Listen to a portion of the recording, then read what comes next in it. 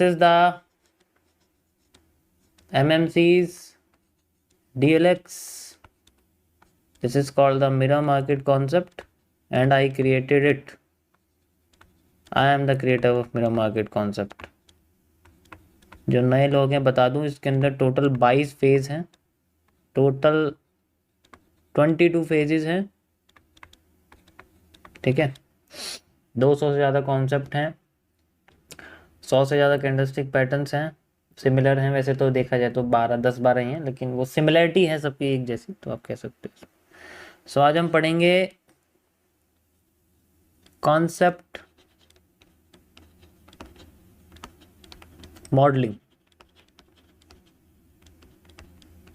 देखो, concept modelling में सबसे इंपॉर्टेंट चीज़ होती है ये जानना कि बेसिकली आपका जो कॉन्सेप्ट है ना वो यूनिवर्सल हो, ठीक है। कॉन्सेप्ट यूनिवर्सल, तो इसमें कई सारी कैरेक्टरिस्टिक्स होती है जिन्हें हमें समझना पड़ता है। जैसे सबसे पहले आपको ये नहीं सोचना कि जो भी मैं चीज़ बनाऊँ वो पर्टिकुलर किसी एक चार्ट पर काम करे, पर्टिकुलर किसी एक एसेट पे काम करे, पर्टिकुलर किसी एक क्रिप्टो फॉरेक्स या किसी एक पे काम करे। ऐसा नहीं बनाते कभी भी। We have to just create something which is universally accepted, जो दुनिया के किसी भी चार्ट पे काम करे या चार्ट टाइप के काम करे। जैसे मेरे पास कुछ लाइन चार्ट के कॉन्सेप्ट्स हैं, वो किसी काम के नहीं है वैसे देखा जाए तो, क्योंकि जब कैंडलस्टिक्स है तो हमें लाइन चार्ट यूज़ करने की कोई ज़रूरत नहीं। लेकिन अगर बड़ा टाइम फ्रेम है तो सिंपल करने के लिए मार्केट को लाइन चार्ट यूज़ कर लेते हैं हम। आज भी लाइन चार्ट बहुत लोग यूज़ करते हैं, ठीक है। जो पिछले 20-20, 25-25 सालों से ट्रेडिंग कर रहे हैं वो लाइन चार्ट भी यूज़ करते हैं आज भी, ठीक है। लेकिन उनका टाइम फ्रेम बहुत बड़ा होता है। तो सबसे पहले ये रहता है कि वो यूनिवर्सली एक्सेप्टेड हो।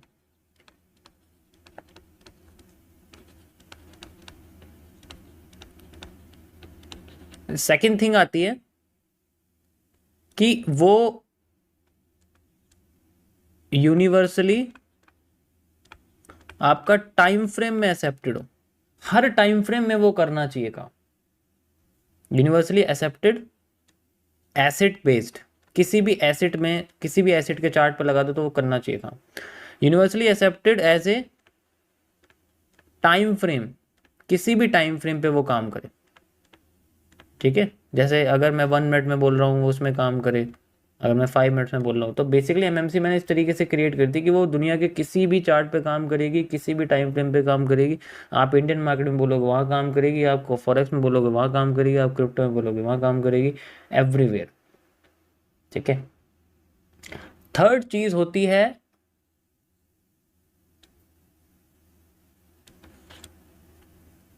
Changes in markets. अब यहां पर सारी चीजें शुरू होती है। This is the initiation of creating the concept. Basically हमें कोई भी मल्टीपल चीजें यूज करने की जरूरत नहीं होती, क्योंकि अगर आपको किसी चीज को डीप में करना है तो आप उसको अच्छे से, उसके कई सारे पार्ट्स क्रिएट करते हो। उस कॉन्सेप्ट में पर्टिकुलर एरिया एक नहीं होता, कई सारे उसके अंदर चीज़ें होती है। जैसे मैंने गैपिज्म बनाया, जैसे मैंने निड वॉल्यूम बनाया, जैसे मैंने क्यूएफएल बनाया, जैसे मैंने आरआरएल बनाया, तो ये कई सारे पोर्शंस हैं। बट हर एक बंदे को इतनी सारी चीज़ें यूज़ करने की ज़रूरत नहीं होती बेसिकली, ठीक है।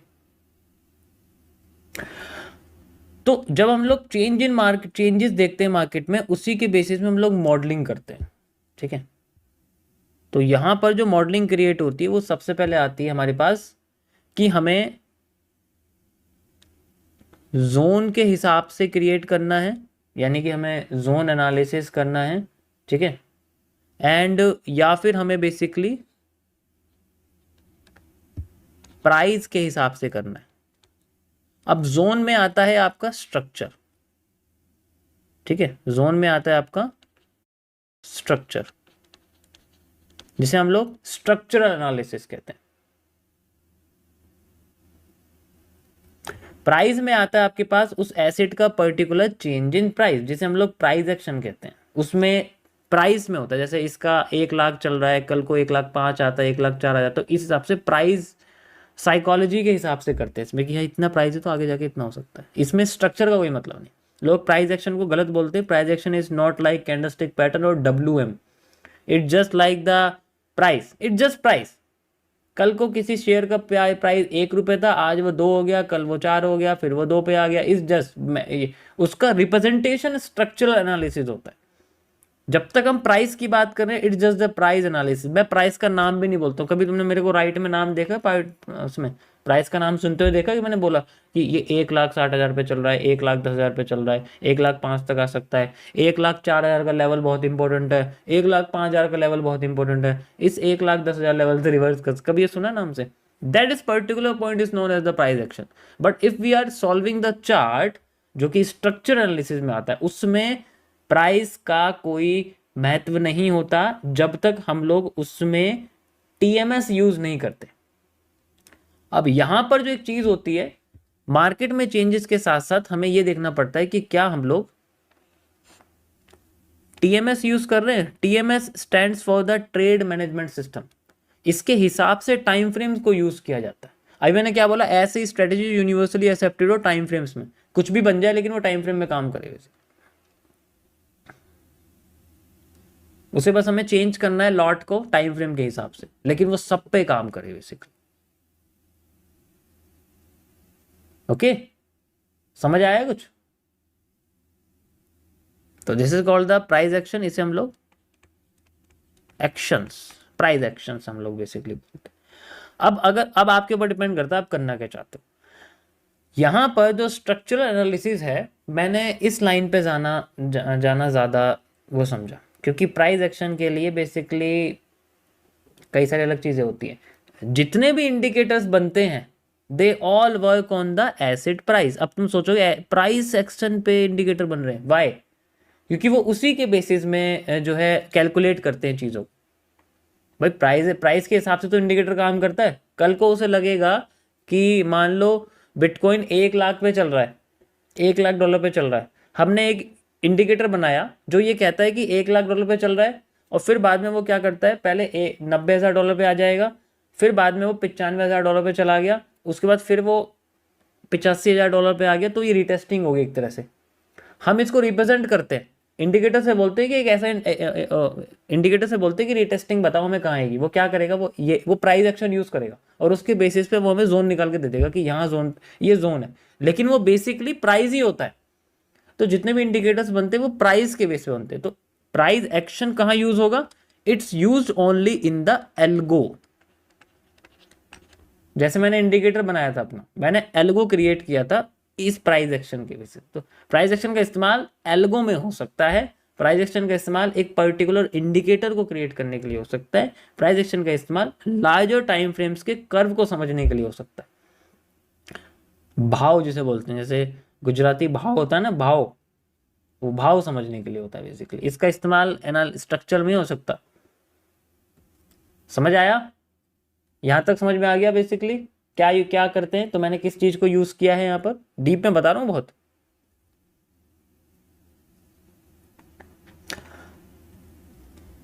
अब यहां पर हमारे सामने आता है स्ट्रक्चरल एनालिसिस, स्ट्रक्चर बेस्ड।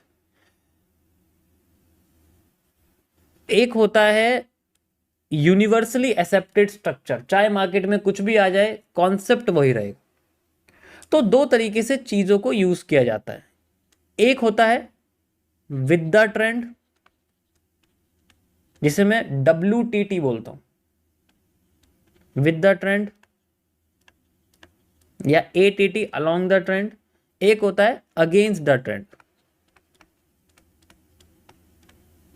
ठीक है, मैंने बेसिकली दोनों चीजों का इस्तेमाल करके दोनों का इस्तेमाल किया। इसे बोलते हैं ट्रेंड के साथ चलना, इसे बोलते हैं ट्रेंड के अगेंस्ट चलना।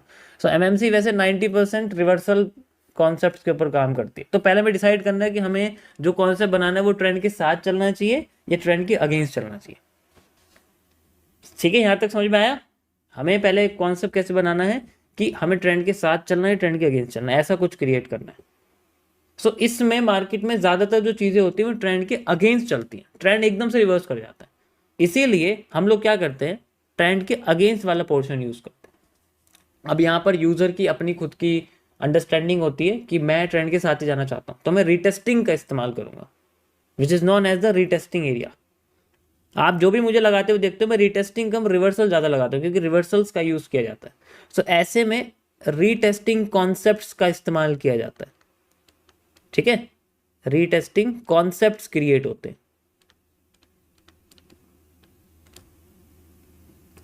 अगेंस्ट द ट्रेंड में क्या होता है, रिवर्सल कॉन्सेप्ट्स यूज होते हैं।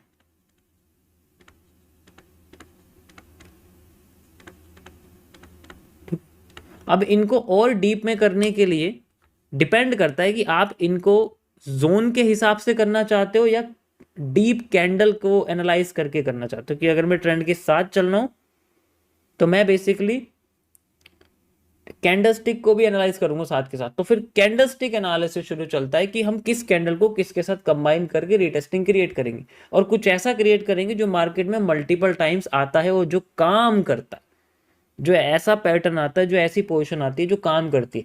That will create a concept and वो हर जगह पर काम करेगा, ठीक है। अगर वो किसी एक जगह पे काम करे this is called a strategy, लेकिन अगर वो सब जगह काम करे that is called a concept. दोनों वर्ड में फर्क है। स्ट्रेटेजी किसी एक जगह पे काम करती, कॉन्सेप्ट यूनिवर्सल होता है। इससे आगे सारी चीजें डीप होती। अगर मैं रिवर्सल कॉन्सेप्ट बना रहा हूँ तो आई हैव टू जस्ट, मेरे सामने कोई भी स्ट्रक्चर आता है मार्केट का, मैं आपको बना के दिखाता हूँ। जैसे मान लीजिए मेरे सामने मार्केट इस तरीके से फॉल कर रही है, यहाँ ऐसे फॉल कर रही है और ये फिर ऐसे रिवर्स कर जाती है और ऐसा मार्केट कई बार करती है। तो मैं क्या करता हूँ, मुझे मार्केट में कैसे इसको सॉल्व करना है कि जब भी मार्केट ऐसे आ रही बार बार ऊपर उठ जाती है, मैं कैसे समझूंगा मार्केट को यहाँ क्या हो रहा है। तो मैं बेसिकली इसके बॉटम पे आने वाली कैंडल्स को देखता हूँ अगर मैं डीप में पढ़ना चाहता हूँ, ठीक है। और मैं देखना चाहता हूँ कि ऐसा यहाँ क्या हुआ कि मार्केट अपने आप को रिवर्स कर गई। यहाँ ऐसी कौन सी थी, क्या ये पीछे किसी और एरिया को सपोर्ट बना रहा था। तो यहाँ पर मैं सबसे पहले अपने कॉन्सेप्ट में सपोर्ट ऐड करूंगा as a word and then उसके बाद यहाँ ऐड करूंगा कैंडल्स अगर होती हैं। तो ऐसे धीरे धीरे करके वो कॉन्सेप्ट खुलता चला जाता है या खुलता चला जाता है, स्वीप हो जाती है। बिल्कुल सही बोला आपने, स्वीप आप ऐड कर सकते हो, वो सारी चीज़ होती है, ओके। रिटेस्टिंग में क्या है कि जस्ट लाइक मेरे सामने वही पोर्शन बना हुआ है यहाँ पर और मार्केट ने मूव करा लेकिन वो फिर नीचे आ गई। तो मैं देखता हूँ कि बार बार जब भी वो मूव करती है, किसी भी हाई को तोड़ती है तो वो नीचे आती है। That will create a retesting concept. अब ये कितना नीचे आ सकती है, कैसे आ सकती है, कैसे स्टॉप लॉस लगाना है, एक स्ट्रेटेजी क्रिएट हो जाएगी। और अगर ये सारे एसिड में हो रहा है that will create a concept. समझ आया। ऐसे ही अलग अलग चार्ट की पोजीशंस में से छोटे छोटे मॉड्यूल्स निकलते हैं, पार्ट्स निकलते हैं। जैसे एफवीजी का निकलना, जैसे लिक्विडिटीज का निकलना, जैसे आपका गैपिज्म का निकलना, जैसे नीडेड वॉल्यूम का निकलना, जैसे आपकी सप्लाई डिमांड निकलना। मैंने यहाँ पर सप्लाई डिमांड का इस्तेमाल किया क्योंकि मुझे मार्केट के रिपीटेशन के बारे में पता लगा था। मैं रिवर्सल कॉन्सेप्ट्स को लेके आया था ROS के हिसाब से, repeating of structure. That is how whole thing is created, ठीक है। इसके बाद फिर मैंने चीज़ों को यहाँ पर जो है डीप में चीज़ें करी कि रिपीटेशन अगर हो रहा है तो क्या रिपीटेशन कम है। अभी जो मैंने आपको दिखाया यहाँ पर जो रिपीटेशन कम है, जैसे कैंडल की बॉडी थी वो छोटी होगी तो मार्केट नीचे गिर गई। So that is the decay repetition. अगर इंक्रीज है that is called a bullish repetition. तो ऐसी कई सारी चीज़ें उसके अंदर मैंने ऐड करनी शुरू कर दी। पहले स्ट्रक्चर को स्ट्रक्चर के साथ कॉपी करना, फिर कैंडल को कैंडल के साथ कॉपी करना, फिर उसके फेल होने के बाद दोबारा काम करना, डेट इज क्रिएट आफ्टर। ऐसे करते करते चीज़ें सामने आके क्रिएट। तो ऐसे एक कॉन्सेप्ट बनाया जाता है, ठीक है। वैसे तो ऐसा कुछ बचा नहीं है कि मैंने कुछ बेसिकली ना लगाया हो, ठीक है। तो डिपेंड करता है आपको किस में सबसे ज़्यादा वो चीज़ आपको ही नज़र आती है। ऐसा हो सकता है कि वो मुझे नज़र ना आई हो कभी लेकिन आपको नज़र। तो ये पूरा प्रोसेस होता है, इसके ज़रिए हम लोग किसी भी चीज़ को क्रिएट करते हैं पर्टिकुलर मार्केट के अंदर। लेकिन हर एक चीज़ हमेशा ध्यान रखनी चाहिए कि वो यूनिवर्सली एक्सेप्टेड हो, एसेट्स में भी, टाइम फ्रेम में भी, एंड उसके चेंज को हम लोग पढ़ते हैं। अगर मार्केट स्ट्रेट चलेगी तो कोई कॉन्सेप्ट काम नहीं करेगा। जब वो चेंज होती है, उसकी डायरेक्शन चेंज होती है, देन वी क्रिएट समथिंग जो उसके अंदर कॉपी हो सके। गॉट इट, समझ आया guys. That is how the concept created. ये DLX का एक पार्ट था जो मैंने आपको बताया।